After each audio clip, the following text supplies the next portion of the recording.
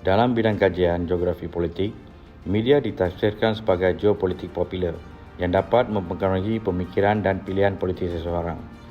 Geopolitik popular merujuk kepada bahan atau media yang dapat mempengaruhi minda dan perasaan manusia untuk menyokong sesuatu pihak sama ada kerajaan, parti politik maupun pihak-pihak yang berkepentingan. Antara medium atau sumber geopolitik popular ialah media cetak, media elektronik, media alternatif seperti SMS, sumber internet daripada blog, website, YouTube, tag, Facebook, Twitter, Skype, WeChat, Instagram dan WhatsApp. Menyampaikan maklumat. Perhubungan antara media dan masyarakat adalah terlalu rapat dan saling berinteraksi. Sehubungan dengan itu, media mempunyai pengaruh yang kuat terhadap pendapat umum yang mana khalayak masyarakat memerlukan khidmat media dalam mendapatkan berita dan orientasi berkenaan pilihan raya. Maka, pembentukan dasar negara dapat dilakukan dengan sempurna dengan bantuan perkembangan media yang pesat setelah berjaya menyalurkan informasi yang berkesan kepada khalayak sepanjang musim pilihan raya berlangsung. Institusi media berpengaruh dalam bidang politik, khususnya dalam pilihan raya sesebuah negara. Para wartawan dan ahli politik mempunyai perkaitan rapat antara satu sama lain, berinteraksi dalam lingkungan komunikasi politik.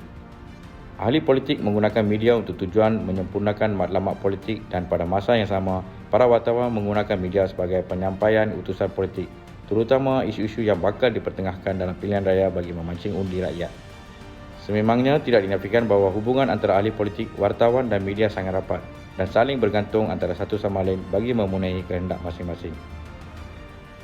Media di Malaysia boleh dibahagikan dua kategori terbesar, iaitu media kerajaan dan media swasta.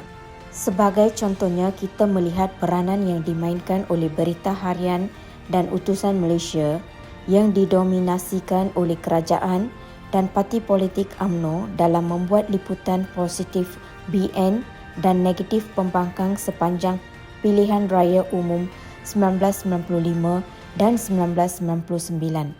Dominasi ini jelas dilihat apabila bekas bendahari UMNO Tunku Razaleigh Amsa mendapatkan kepentingan mengawal 80% dalam NSTP daripada syarikat Singapura. Perkembangan ini membayangkan betapa pentingnya propaganda media bagi sesuatu rejim atau pemerintah sebagai alat yang memujuk supaya memenangi undian daripada golongan yang diperintah di atas dasar-dasar atau cara-cara menangani sesuatu krisis. Persetujuan ini amat penting terutama dalam masyarakat demokrasi, memperlihatkan situasi konflik di antara yang mewakili dan diwakili dalam sesuatu masyarakat mengakibatkan krisis hegemoni kelas pemerintah, iaitu krisis otoriti atau krisis umum negara. Dalam krisis politik sebegini, media memainkan peranan penting terutama dalam pengurusan maklumat. Malahan, selain menjadi perbincangan dalam forum mengenai isu-isu tetapi juga sebagai satu kaedah memujuk masyarakat. Media membantu dalam memastikan sesuatu isu yang dibangkitkan menjadi nyata dengan cara menghasilkan perasaan kolektif terhadap krisis di kalangan warga negara dan dengan cara memperluaskan dakwaan pegawai-pegawai negara bahawa tindakan drastik yang dipropaganda dalam pilihan raya adalah diperlukan bagi memulih krisis dan isu-isu yang dibangkitkan tidak dikira di kalangan rakyat atau pihak pembangkang. Tidak kira sama ada dalam pilihan raya atau dalam keadaan seharian, senarionya pada masa kini, media merupakan input terpenting dalam mendapatkan maklumat dalam pelbagai variasi bahasa dan sebagainya daripada seluruh dunia.